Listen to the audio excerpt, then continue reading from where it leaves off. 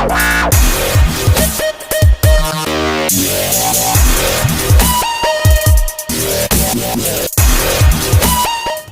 Friends, be happy academy में आप लोगों का फिर से स्वागत है। आज हम मैथ्स के वीडियो लेक्चर में सीखने वाले हैं चैप्टर नंबर 1 रियल नंबर यानी कि वास्तविक संख्या की प्रश्नावली 1.2।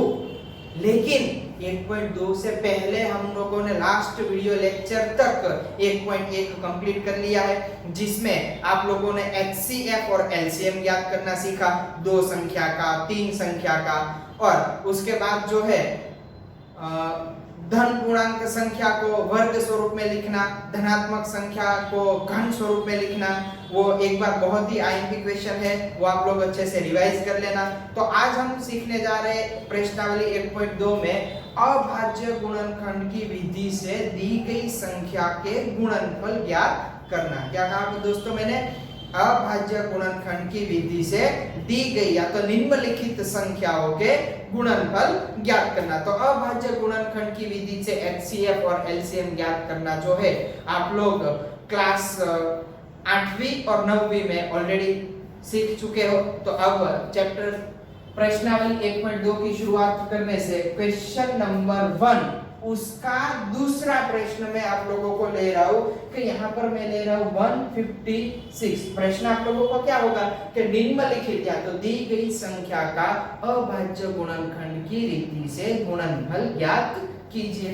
तो अभाज्य गुणनखंड की रीति से आप लोग भली भांति जानते हो, यहाँ पर मैंने लिखा 156, पीछे 6 है, 2 4 6 सम संख्या है यानी कि 2 से भाग जा सकता है। 7 दूनी 14, 1 बचा और ये 6 16 यानी कि 8 दूनी 16, वापस 2 से भाग चलाओ तो यहाँ पर आएगा 3 और 1 18 यानी कि 9 दूनी 18। अब 3 से भाग चलाओ तो 3 एकम 3, 3 तिया 9। अब 13 तो जो है खुद एक अभाज्य संख्या है, उसका और कोई संख्या से भाग नहीं जाएगा, तो डायरेक्ट 13 से 13 एकम 13। तो अब यहाँ पर हम क्या लिख सकते हैं? तो देखो दोस्तों 156 के गुणनखंड जो है 2 गुणे 2 गुणे 3 गुणे 13। अब 2 कितनी बार है दोस्तों? 2 बार। जैसे x स्क्वायर होता है तो हम x गुणा x लिख सकते हैं, या तो x गुणा x लिखा है तो हम x स्क्वायर लिख सकते हैं। तो यहाँ पर 2 बार है यानी कि मैं 2 की 2 घात स्वरूप में लिख सकता हूँ, गुणे 3 गुणे 30। तो ये कौन सा स्वरूप हुआ? अभाज्य गुणनखंड के रूप में गुणनफल निकले। अब नेक्स्ट जो संख्या है मैं आप लोगों को बताने जा रहा हूं कि दूसरा जो यानी कि आपके पहले प्रश्न का होगा तीसरा 3825। तो यहाँ पर जो संख्या है 3825। अब देखो दोस्तों संख्या यहाँ पर तो 6 था तो आप लोगों को पता चल गया कि 2 से भाग जाएगा, लेकिन पीछे 5 है और कौन सी संख्या से भाग जाएगा तो ये भली भांति आप 7वीं 8वीं क्लास में सीख चुके हो। फिर भी मैं एक बार रिवाइज कर देता हूँ कि जितनी भी संख्या दी है ना उनका योग करो यानी कि जोड़ करो। तो 5 और 2 7 और 8 15 16 17 और 18। तो 18 है, अब पीछे 5 है, 2 से तो भाग नहीं जाएगा, तो 3 का गुणनखंड या तो 3 के पहाड़े में 18 आता है यानी कि इसका भाग 3 से हम दे सकते हैं। तो यहाँ पर 3 से भाग चला, 3 एकम 3। अब यहाँ पर 8 नीचे लेंगे तो कितना होगा? 3 दूनी 6, कितना बचेगा? 2 और यहाँ से 2, 7 तिया 21, 1 बचा और यहाँ से 5, तो यहाँ पर कितना आएगा? 15 है यानी कि 5 तिया 15। अब यहाँ पर देखो 5 और 7 12 13 14 और 15 यानी कि वापस हम इसका भाग जो है वो 3 से दे सकते हैं। तो यहाँ पर 3 से भाग दिया तो मैंने लिखा 4 तिया 12, 3 दूनी 6, 1 बचा और 5 यानी कि 5 तिया 15। अब वापस करो 5 और 2 7 और 4 कितना होगा? 11, यानी कि 3 के पहाड़े में 11 आएगा नहीं। तो अब डायरेक्ट दोस्तों जो है हम 5 से भाग चलाएंगे। 8 पंचे 40, 42 में से 40 गए, बचे 2 और ये 5 25 यानी कि 5 गुणे 5 25, वापस 5 से भाग चलाएंगे तो 5 एकम 5, बचे कितने 3 और यहाँ पर लिखा 5 तो 35 यानी कि 7 पंचे 35। अब आया खतरा, तो खतरा का भाग तो किसी से जाएगा नहीं, तो यहाँ पर वापस 17 एकम 17 एक आ गया, मतलब कि इसके गुणनखंड आ गए। तो अब यहाँ पर हम क्या लिखेंगे कि 3825 जो है उसके गुणनखंड कौन से स्वरूप में मिले हमें, तो 3 गुणे 5 गुणे 5 गुणे 17।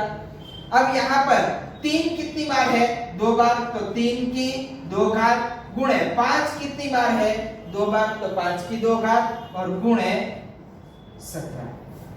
तो ये हुआ दोस्तों कि अभाज्य गुणनखंड की विधि से आप लोगों के गुणनफल ज्ञात करना। तो आगे क्वेश्चन नंबर 2, प्रश्नावली 1.2 का, उसमें क्या कहा गया है कि कोई दो पूर्णांक दिए गए होंगे और हमें जांच क्या करना है कि कोई भी दो पूर्णांक यानी कि दो संख्या कोई भी हो सकती है, उस दो पूर्णांक का गुणा करना है। क्या क्वेश्चन में जो दो संख्या दी गई है, सपोज मान लो a और b दिया है, तो उसका जो गुणा वो कितना आना चाहिए, तो जो दो पूर्णांक दिए हैं उसका एलसीएम ज्ञात करो, एचसीएफ ज्ञात करो, फिर उन दोनों का गुणा करो, यानी कि एलसीएम और एचसीएफ का गुणा और निम्नलिखित मतलब जो दो पूर्णांक दिए हैं वो दो पूर्णांक का गुणा, उन दोनों का गुणा करने पर हमें आंसर जो है वो कैसा मिलेगा, एक समान मिलेगा। तो दोस्तों मैं आप लोगों को प्रश्न लिखवा रहा हूँ कि 510 और वह संख्या जो पूर्णांक है वो मैं लिख रहा हूँ 510 और 92। अब यहाँ पर क्या करना है, अभाज्य गुणनखंड की रीति से। तो याद करो दोस्तों कि मैंने जब एलसीएम और एचसीएफ कौन सा यूक्लिड विभाजन प्रमेय की मदद से जब समझाया था, तब मैंने आप लोगों को बताया था कि एलसीएम और एचसीएफ दोनों आप लोग जो है वो कैसे ज्ञात कर सकते हो। तो मैं यहाँ पर लिख रहा हूँ 510 और 92। अब देखो दोस्तों यहाँ पर 0 और यहाँ पर 2 यानी कि 2 से भाग जा सकता है, तो यहाँ पर मैं 2 से भाग चला रहा हूँ तो कितना आएगा, तो यहाँ पर होगा 2 दूनी 4, 1 बचा और ऊपर से 1 यानी कि 5 दूनी 10 और फिर कितना वहां पर 11 में से 10 1 शेष बचा और ये 0 10 यानी कि वापस कितना आएगा 5। अब यहाँ पर कितना आएगा, तो 4 दूनी 8, 1 बचा और पीछे है 2 12 हो गए यानी कि 6 दूनी 12। वापस 2 से भाग चलाएंगे तो 2 से भाग चलाने पर दोस्तों यहाँ पर तो पीछे कितना है, यानी फिर यहाँ पर हमें लिख देता हूं कि HCF और LCM। मैंने पहली कंडीशन क्या दर्शाई थी, दोनों संख्याओं का भाग अगर दे सकते हैं तो वो HCF और LCM दोनों जगह पर आएगा। अब मैंने 2 से भाग दिया, ये पहली संख्या का भाग नहीं जा रहा है, यहाँ 2 से 2 दूनी 4 और यहाँ पर 2 तिया 6, यानी कि अब ये जो 2 का भाग है वो कोई एक संख्या के साथ ही हुआ, यानी कि वो मैं कहां पर लिखूंगा, एलसीएम। खास ध्यान देना दोस्तों, ये 2 है उसका भाग दोनों संख्या के साथ हुआ, इसलिए एलसीएम और एचसीएफ दोनों जगह पर लिखा मैंने।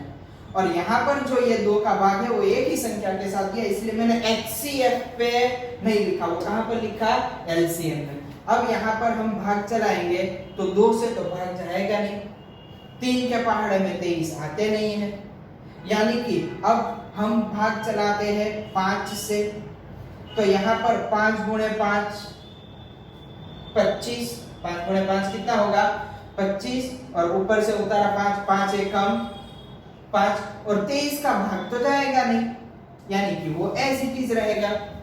अब 23 को ऐसे ही छोड़ो, 5 और 1 इन दोनों को लो, 5 और 1 कितना होता है 6, यानी कि 3 के पहाड़े में 6 आता है, तो यानी कि यहाँ पर 3, ये 5 जो है वो हम कहां पर लिखेंगे, क्योंकि एक ही संख्या के साथ भाग हुआ ना। अब यहाँ पर हम आते हैं 3 के ऊपर, तो कितना होगा 17 तिया और यहाँ पर जो 23 है वो एज इट इज, तो यानी कि ये 3 का भाग एक ही संख्या के साथ चला, इसीलिए मैं कहां पर लिख रहा हूं, एलसीएम में। कहां पर, एलसीएम। अब यहाँ पर 17 और 23 दोनों अभाज्य संख्या है जिसका भाग हम दे नहीं सकते, इसलिए अभाज्य संख्या वह संख्या खुद अपने लिए क्या बन जाएगी, भाज्य संख्या। तो यहाँ पर 17 से भाग चलाएंगे तो 1 और 23 जो है वो एज इट इज। अब यहाँ पर ये 17 में लिखूंगा कहां पर, एलसीएम में। अब मैं भाग चलाता हूं 23 का, तो 23 पर आ गया 1, यानी कि इसका आंसर जो है वो मैं कहां पर लिखूंगा, यहां पर। तो दोस्तों खास ध्यान देना आप लोगों को, ये प्रश्न जो है उसका HCF जो है वो सिर्फ और सिर्फ मुझे कितना मिला, 2 मिला, और LCM जो है वो इस संख्या का कितना मिलेगा, 2 गुणे 2 गुणे 5 गुणे 3 गुणे 17 गुणे 23। वो जो आंसर निकालोगे आप लोग तो वो आंसर मिलेगा आपको 23,460। वो आंसर कितना मिलेगा आप लोगों को, 23,460। अब हमारा प्रश्न क्या है उस पे आते हैं। हमारा प्रश्न क्या था कि हमें क्या प्रूफ करना है कि दिए गए दो पूर्णांक बराबर उस पूर्णांक के HCF गुणा LCM, यानी कि अब इसको आप लोग जो है ना दो तरीके से सॉल्व कर सकते हो, left hand side right hand side. याद करो दोस्तों, left hand side right hand side, या तो डायरेक्ट ऐसे भी कर सकते हो। तो मैं पहले यहाँ पर ऐसे याद कर लेता हूँ, HCF गुणा LCM। तो LCM और HCF कितना आया, 2 गुणा LCM कितना आया, 23,460। तो इसका 2 के साथ गुणा करने पर दोस्तों कितना, 2 गुणे 23,460, क्या LCM और HCF इसका गुणा किया तो कितना आया, 46,920। ये इसका आंसर मिला। अब याद करो दोस्तों, A गुणा B करो, आपकी जो दो संख्या दी गई है कितनी है, 510 गुणे 92। क्या कहा गया, A और B क्या लिया हमने, तो उसका जो आंसर है वो भी कितना मिलेगा।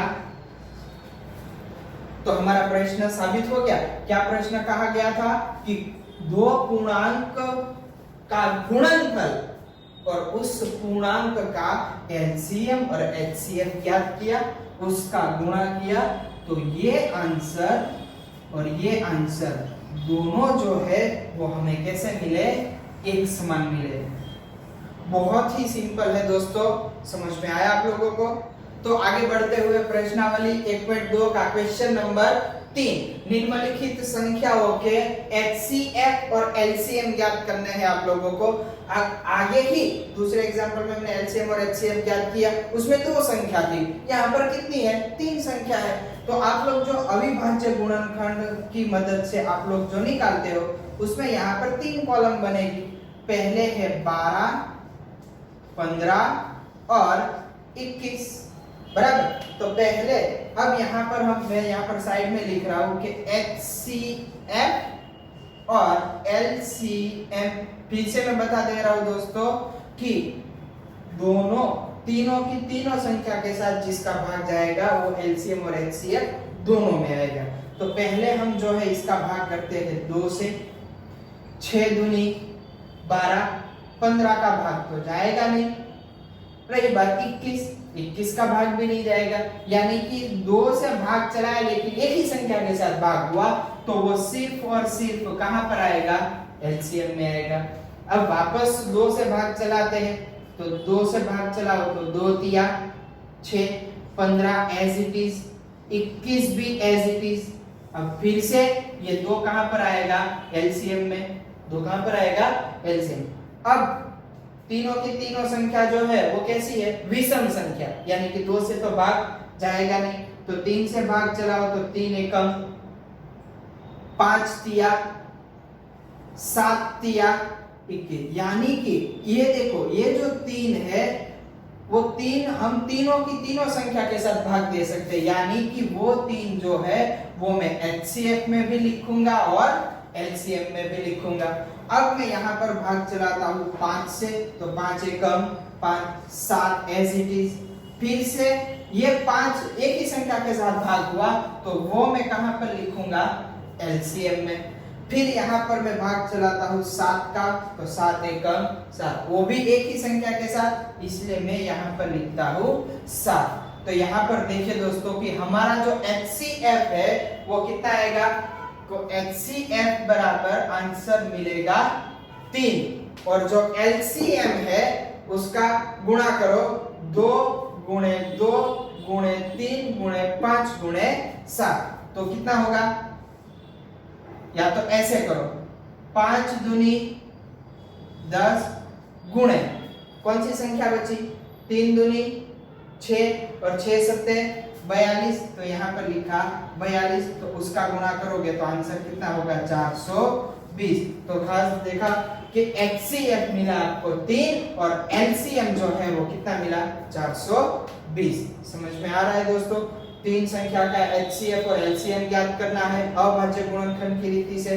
तीनों संख्या का जो संख्या का भाग सभी संख्या के साथ ले सकते हो, LCM और HCF दोनों में लिखो, और एक के साथ हो रहा है उसको सिर्फ LCM में लिखो, फिर आप क्या करते हो उसका गुणा। प्रश्नावली 1.2 का क्वेश्चन नंबर 4 क्या कहा गया है कि आप लोगों को क्वेश्चन में दिया है HCF 306 और 657 का आंसर जो है वो 9 दिया है। क्या क्वेश्चन में दिया है कि HCF A और B, हम इसको 306 और 657 का HCF जो है वो 9 दिया है, हमें इन दोनों का LCM ज्ञात करना है।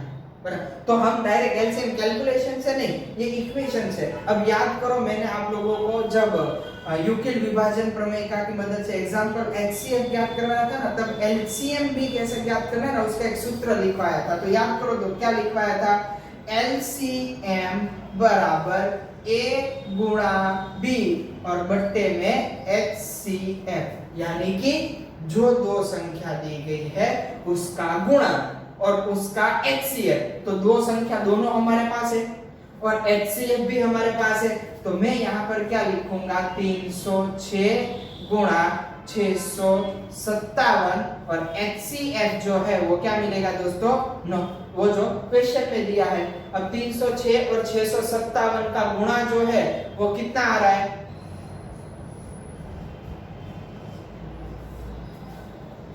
2,01,042 और उसका भाग जो है वो 9 से करना है, तो भाग 9 से करने पर उसका आंसर जो आएगा 22,338। ये क्या मिला दोस्तों हमें LCM। फिर से यहाँ पर मैं कह रहा हूँ क्वेश्चन बहुत ही सरल और सिंपल था कि यहाँ पर HCF 306 657 बराबर 9, यानी कि इन दोनों संख्या का HCF क्वेश्चन में ही दिया है और हमें क्या ज्ञात करना है उसका LCM। तो मैंने पहले बताया था LCM का इक्वेशन याद करो, जब दो संख्या दी गई होगी तो LCM बराबर A गुणा B बट्टे में उन दोनों संख्या का HCF, दोनों संख्या का गुणा किया और उन दोनों संख्या का HCF हमें प्रश्न में दिया है 9, तो यहाँ पर उसका भाग करने पर LCM जो है वो 22,338 मिलेगा। तो ऐसे ही मैं फिर से कह रहा हूँ प्रश्नावली 1.2 के 4 प्रश्न हमने सॉल्व कर लिए, बहुत ही सिंपल है। उसके पहले मैं फिर से कह रहा हूँ प्रश्नावली 1.1 आप अच्छे से रिवाइज कर लेना और बाकी जो है हम नेक्स्ट वीडियो लेक्चर में देखेंगे। थैंक यू दोस्तों, फिलहाल के लिए वीडियो में बस इतना ही। वीडियो देखने के लिए आप लोगों का बहुत बहुत धन्यवाद। अगर आपको यह वीडियो पसंद आया तो इस वीडियो को लाइक करें और अपने दोस्तों के साथ भी शेयर करें। ऐसे ही एजुकेशन रिलेटेड वीडियो को देखने के लिए आप हमारे चैनल को सब्सक्राइब कर सकते हैं, साथ में नोटिफिकेशन बेल आइकन पर क्लिक करें, क्योंकि जब भी हम नया वीडियो अपलोड करें तो उसकी नोटिफिकेशन आपको मिलती रहे। जय हिंद, जय भारत।